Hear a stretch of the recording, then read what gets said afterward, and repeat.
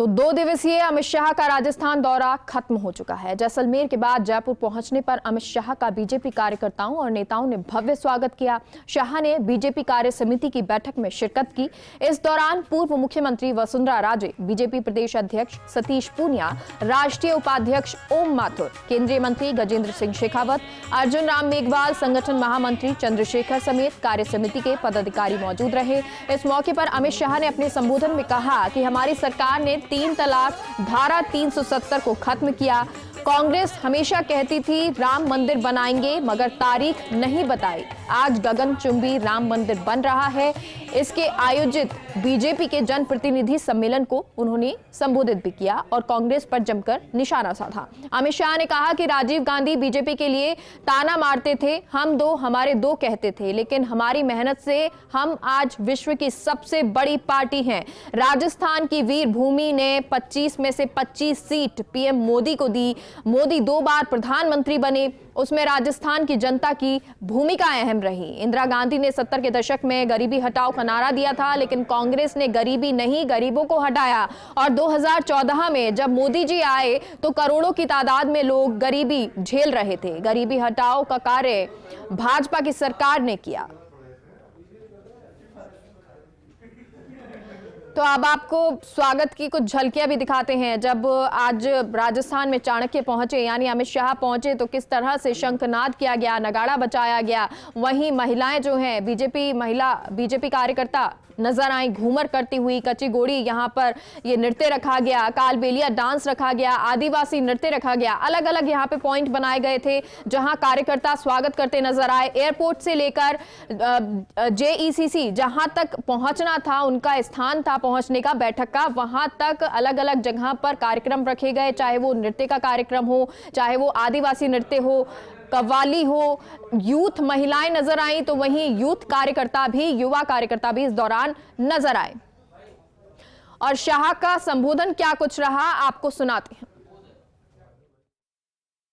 राजस्थान के कोने कोने से आए हुए जनप्रतिनिधियों, सहकारी नेताओं और मेरी पार्टी के, भारतीय जनता पार्टी के मालिक, ऐसे भाजपा के सभी कार्यकर्ताओं को मेरा प्रणाम। ये राजस्थान की भूमि वीरता, दान और भक्ति में पूरे देश को प्रेरणा देने वाली भूमि है। पूरे देश में जब मुगलों का शासन आग की तरफ फैल रहा था, पूरा देश अचंभित होकर देख रहा था, तब मुगलिया सल्तनत को चुनौती देने का काम यही धरती के सपूत महाराणा प्रताप ने किया था और उन्होंने वर्षों तक संघर्ष किया। आपका उत्साह, आपका उमंग और आपका जोश देखकर मुझे विश्वास हो गया है कि 2023 में 2/3 बहुमत के साथ यहां भारतीय जनता पार्टी की सरकार बनने वाली है।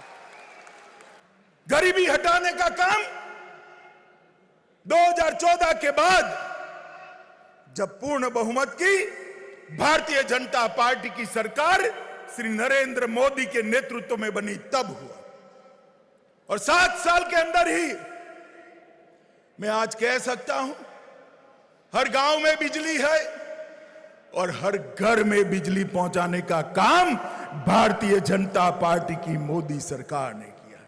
कांग्रेस के नेताओं को कहना चाहता हूं, जरा आप बताइए कि आपने गरीबी के लिए क्या किया। हाँ, एक काम हुआ है, अभी अभी राहुल बाबा ट्वीट करने लगे हैं, ट्वीट तो करते हैं कम से कम। गहलोत सरकार ना गरीबों को किसी प्रकार की सुविधा दे रही। वसुंधरा जी की सरकार ने ढेर सारी चालू की हुई गरीब कल्याण की योजनाओं को बंद कर दिया है, तोड़ दिया है, मरोड़ दिया है। ढेर सारे काम जो भारत सरकार करना चाहती है उसमें रोड़ा बनी हुई है। बहुत सारा कर्जा लेकर प्रति व्यक्ति 65,300 रुपए का कर्जा आज राजस्थान में बच्चा पैदा होता है, 65,300 रुपए का कर्जदार पैदा होता है। आपने हम सब की इज्जत को रखते हुए धारा 370 हटाया, आज वो वादा पूरा किया जिस वादे के पीछे यहाँ कितने सारे लोग, कितने सारे परिवार के लोग यहाँ बैठे हुए हैं जिनने हर घोषणा पत्र के अंदर इसको पढ़ा था, सोचा था कि एक दिन होगा, परंतु कई पीढ़ियां निकल गई और उन्होंने अपने आप से नहीं देखा। इसलिए आज आपको और मोदी जी को हम धन्यवाद देना चाहते हैं कि आप लोगों ने जो वादा किया उसको इतनी तेजी से आपने उसको पूरा करके आज जम्मू और कश्मीर के अंदर शांति लाने का काम किया। देखिए, पार्टी के शीर्ष नेता जब आते हैं तो वो कार्यकर्ताओं में उत्साह का संचार करते हैं। बहुत ज़मीनी स्तर के कार्यकर्ता सहकारिता निकाय और पंचायती राज के आए और उनको एक साफ संकेत था कि मोदी जी की सरकार ने 7 वर्षों में लोक कल्याण का बेहतरीन काम किया है, आम लोगों के जीवन बदलने का काम किया है। और बहुत जो वैचारिक मुद्दे थे, श्री राम जन्मभूमि से लेके अनुच्छेद 370 तक का समाधान किया। अब माननीय गृह मंत्री जी ने सीधे सीधे ही इस बात के लिए कार्यकर्ताओं को प्रबोधन किया है कि 3 साल में जिस तरीके की अराजक सरकार है, इसको उखाड़ फेंकने के लिए वो काम करें। और क्योंकि आज पूरा दिन जयपुर में बीता अमित शाह का, अब ये विश्लेषण करें कि क्या महत्वपूर्ण बातें रही, क्या कुछ उन्होंने कहा और क्या मैसेज जाता है। इसके लिए हमारे साथ हमारे दोनों सहयोगी हैं, रिपोर्टर हैं ऐश्वर्य प्रधान, साथ ही साथ दिल्ली न्यूज़ एडिटर अदिति भी हमारे साथ जुड़ गई हैं। स्टूडियो में दोनों मौजूद हैं। ऐश्वर्य, सबसे पहले आपसे जानना चाहेंगे, क्योंकि आप दोनों ने ही वैसे आज पूरा दिन ये देखा है कि किस तरह से रैली रही, किस तरह से लोग जो है, कार्यकर्ता जो है वो स्वागत करते रहे। जब ये बैठक हुई तो इसमें संबोधन किस तरह हुआ, क्या महत्वपूर्ण बातें अमित शाह की आज रही? ऐश्वर्य, देखिए, कार्य समिति की जो बैठक थी उसमें एक लाइन है, उस पर गौर फरमाना होगा। उन्होंने कहा था कि जो संगठन के साथ चलता है उसका सूर्य कभी अस्त नहीं होता, पहली लाइन।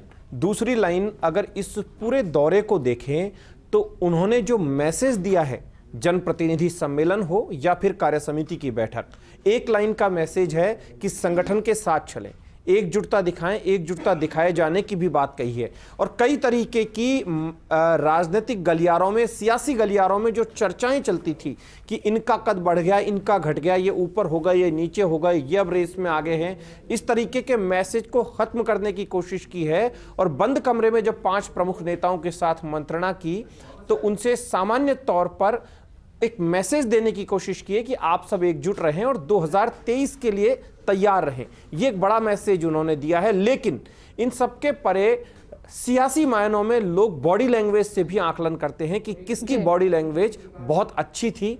ये लोगों को आप नहीं रोक सकते, लोग किस तरीके से सोचते हैं ये अलग बात है। लेकिन ये दौरा जो है, जनप्रतिनिधियों का सम्मेलन है, इसके जरिए 2023 का शंखनाद कर गए और साथ ही मुख्यमंत्री अशोक गहलोत को भी इन सियासी मैसेज दे गए। अमित शाह एक मैसेज देके गए कि 2023 में भारतीय जनता पार्टी 2/3 से ज्यादा बहुमत से जीतेगी। और उन्होंने उस चीज का भी खंडन किया जो आरोप लगते थे कि भाजपा जो है उनकी सरकार गिराना चाहती है। नहीं, इस तरीके का एक बयान जब उन्होंने दिया तो ये मैसेज भी साफ दे दिया कि भाजपा का ऐसा कोई इरादा नहीं है, 2023 तक सरकार चलेगी, उसके बाद चुनाव जब होंगे वो सामने होंगे। इस तरीके का मैसेज देने की कोशिश की और उन सबके परे पार्टी एकजुट कैसे रही ये मैसेज दिया है। लेकिन अब देखना होगा कि आगामी 2 साल तक भारतीय जनता पार्टी कितनी एकजुट रहती है, या चेहरों की जो लड़ाई है वो अभी खत्म हो जाएगी या फिर आगे भी चलेगी। चेहरों की लड़ाई को खत्म करने की कोशिश की गई है, लेकिन वो खत्म अभी होंगे या नहीं होंगे ये भी देखने वाली बात होगी। हालांकि जब वो एयरपोर्ट से यहां तक आए, जेईसीसी तक, तो वहां पर कार्यकर्ताओं की एक बड़ी भीड़ थी। उन्हें इंतजार था कि वो आएंगे, रुकेंगे, लेकिन उनके पास समय अभाव था। ऐसे में वो सीधे जेईसीसी गए। तो दूसरी तरफ उन्होंने कार्यकर्ताओं को मैसेज जेईसीसी में दे दिया। वहां कार्यकर्ताओं के बीच में नहीं रुके, लेकिन प्रदर्शनी स्थल पर गए जहां पर कि कुछ प्रदर्शनियां लगाई गई थी। उन्हें बहुत कम समय के लिए देखा, कार्यकर्ताओं से रामाशामा की और सीधे एयरपोर्ट के लिए रवाना हो गए। ये नटशेल में आज का पूरा दौरा है। लेकिन इनमें पार्टी को एकजुट करने की कोशिश की गई। कल जो पोस्टर्स को लेकर बातें आई कि कुछ पोस्टर्स थे, वहां पर कुछ के फोटो नहीं थे, कुछ नेताओं के कुछ के थे, तो आज तमाम नेताओं के फोटो भी नजर आए। तमाम नेताओं के वहां अलग अलग फोटो थे। तो एक बड़ा पोस्टर लगा हुआ था पार्टी की ओर से, उसमें तमाम कोर टीम के लोगों के फोटो थे जो कोर टीम में है, और यहाँ पर वो तमाम चीज़ें भी खत्म हो गई जिनको लेकर कहा जाता आ रहा था कि पार्टी जो है, पार्टी अब इनके साथ चलेगी, इनके साथ, कोई किसी के साथ नहीं, बीजेपी के साथ है। लेकिन संगठन की एकजुटता की बात उन्होंने बड़ी कह दी, और उन्होंने ये भी कहा है कि सभी जातियों में भाजपा पहुंचे लेकिन जातिवाद से दूर रहे। ये एक बड़ा मैसेज अंदर जो बैठक थी उसमें दिया, और ये ओवरऑल जो मैसेज है प्रदेश इकाई के लिए है। प्रदेश इकाई को अब आगामी दिनों के लिए जुटना पड़ेगा और बाकी का बड़े नेताओं को भी साथ देना पड़ेगा, एकजुट होकर मैदान में आना पड़ेगा। और ये जो पूरा नज़ारा था आज का जनप्रतिनिधि सम्मेलन, ये सभी ने देखा, जनप्रतिनिधियों की मौजूदगी रही। करीब 6,700 कुर्सियां मंगाई गई थी, उसके बाद 2,000 कुर्सियां और मंगाई गई थी। लगभग 10,000 की संख्या भारतीय जनता पार्टी के द्वारा बताई गई थी कि जनप्रतिनिधि सम्मेलन में 10,000 की संख्या में जनप्रतिनिधि जुटेंगे। ओवरऑल जनप्रतिनिधियों की संख्या का आकलन तो देर रात तक पता चलेगा, लेकिन लगभग मोटे तौर पर 10-1 हज़ार की भीड़ आराम से आ गई थी जनप्रतिनिधि सम्मेलन में। उसमें कार्यकर्ता भी थे, कुछ एयरपोर्ट पे जो स्वागत करने वाले पदाधिकारी थे वो भी वहां पहुंचे थे, और तमाम विधायक थे, सांसद थे। जी बिल्कुल। और देखिए, क्योंकि सांसद पहुंचे, विधायक पहुंचे, साथ ही साथ बड़े बड़े नेता यहां पहुंचे, और कार्यकर्ताओं के लिए एक बड़ा मैसेज यहां पे था जिसका इंतजार भी किया जा रहा था कि कार्यकर्ताओं में जान फूंकने की कोशिश की जाएगी। आदिति, क्या इसे 2023 का आगाज मान ली? बिल्कुल, जो कार्यप्रणाली है और इनको जिसके लिए चाणक्य कहा जाता है, स्ट्रैटेजिस्ट कहा जाता है, अलग अलग, तो चाहे फिर वो उत्तर प्रदेश में चुनाव सिर पर हो, पंजाब में हो, वो एक अलग मुद्दा है। लेकिन जिन राज्यों में 2 साल बाद चुनाव है उनमें भी, क्योंकि इनकी प्लानिंग तो 2029 तक की स्ट्रैटेजी, पॉलिटिकल स्ट्रैटेजी, संगठन की या फिर मेंबरशिप ड्राइव और ये तमाम चीज़ें करते हैं, उसी के उसमें जैसा आपने पूछा कि 2023 का ये आगाज़ इसलिए मान सकते हैं क्योंकि अमित शाह की स्ट्रैटेजी में कार्यकर्ता बहुत महत्वपूर्ण कड़ी है चुनाव की ओर बढ़ने के लिए, चुनाव जीतने की ओर बढ़ने के लिए। तो बहुत लंबे समय से, अभी हाल ही में जो चुनाव हुए उसमें भाजपा के जैसा परफॉर्मेंस रहा, फिर गुटबाजी, तमाम चीज़ें, तो कार्यकर्ताओं के मन के मनोबल को बढ़ाना, उनको रफ्त में लाना और एक मोशन देना और एक मोमेंटम लेकर आना, उसके लिए ये दौरा हुआ, बेहद महत्वपूर्ण भी था आज। और क्या हुआ था कि शीर्ष नेतृत्व क्या सोचता है, शीर्ष नेतृत्व क्या कहना चाहता है, ये तमाम कार्यकर्ता जानना चाहते थे, क्योंकि अभी से ये बातचीत शुरू हो गई है कि आगे क्या होगा, किसके घर आना जाना शुरू करना चाहिए कार्यकर्ता, या जो टिकट उम्मीदवार अपने आप को मानते हैं, तमाम चीज़ें हैं। तो आज का ये दौरा उस लिहाज से बहुत महत्वपूर्ण था कि एक तो कार्यकर्ताओं में जान फूंकी गई, एक जो बहुत लंबे समय से स्थिरता आ गई थी, मायूसी या कह सकते हैं कि वो साइलेंस आ गया था, और उसके चलते खींचतान भी बढ़ती हुई ज़्यादा नज़र आती थी, क्योंकि अंदर जो अंदरूनी लड़ाई है वो कांग्रेस में भी है, भाजपा में भी है। तो वो सबको भी यहाँ पे एक विराम, क्योंकि जैसे ऐश्वर्य बता रहे हैं कि उन्होंने एकजुटता की बात कही, बार बार ये मैसेज दिया, क्योंकि ये एक सबसे बड़ा मैसेज है। अगर भारतीय जनता पार्टी एकजुट नहीं रही तो 2023 में नतीजे बदले हुए नजर आ सकते हैं, जैसा भाजपा चाहती है, क्योंकि केवल ये एकजुटता, अगर हर जगह ये खींचतान रही तो नहीं होगा। दूसरी बड़ी बात है कि ये बात साफ कर दी कि गहलोत साहब की 5 साल सरकार चलेगी और हम 2023 में देखेंगे। इससे बड़ी बात है कि राजस्थान कितना महत्वपूर्ण है। आज उन्होंने अपने भाषण में कहा कि जब 25 में से 23 सीटों का उन्होंने नाम लिया, लेकिन 25 सीटें जब लोकसभा की यहाँ पर आती हैं तो कितना महत्वपूर्ण हो जाता है 2024 का नरेंद्र मोदी का वो चुनाव। जब तक राजस्थान नहीं जीतेंगे तब तक वो 25 लोकसभा की सीट में से जो 95% वो चाहते हैं कि वो मोदी जी को प्रधानमंत्री बनाए, तो इसलिए राजस्थान उस लिहाज से बहुत महत्वपूर्ण है। इसलिए शायद यही वजह है कि राजस्थान में अब आगे आने वाले दिनों में जेपी नड्डा हुए, केंद्र नेतृत्व हुआ, अमित शाह हुए, वो अब मैन टू मैन मार्किंग और जो बूथ लेवल जो होता है, पन्ना प्रमुख वाली जो पूरी स्ट्रैटेजी है, धीरे धीरे करना शुरू करेंगे। बैठकें शुरू होंगी, तमाम चीज़ें होंगी, और खास तौर पे यूपी चुनाव खत्म होते ही आप सडनली देखेंगे कि राजस्थान पे फोकस बढ़ेगा।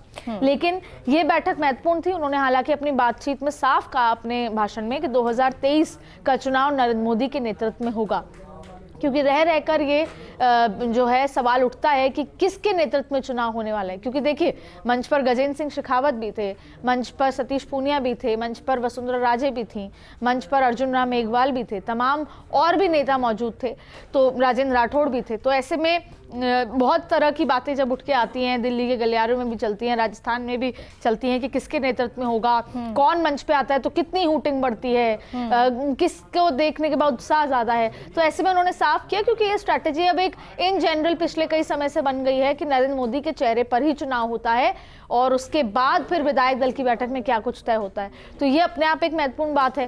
फिर टिकट कैसे बटेगी, बहुत चीजें। लेकिन आज अमित शाह का जो ये दौरा है वो भारतीय जनता पार्टी के कार्यकर्ताओं के लिए बहुत अच्छा है, क्योंकि एक बार उनको जो ये मोमेंटम मिला, वो अपने नेता को देख पाए और वो क्या सोचते हैं वो सुन पाए, वो कितने कार्यकर्ता कितने महत्वपूर्ण है, उनको अपने आप में एहसास अमित शाह ने अपने बातों में दिलाया। तो ये उस लिहाज से बेहद महत्वपूर्ण था। हालांकि अब जो ये दौरा हो गया है उसके बाद, जैसा ऐश्वर्या ने कहा कि देखना होगा कि अब अंदर अंदर जो ये खींचतान है वो कितनी रुक पाती है, क्योंकि जैसे जैसे चुनाव के नजदीक आएंगे वैसे वैसे 2 गुट से 4 होंगे, 4 गुट से और बढ़ते जाएंगे।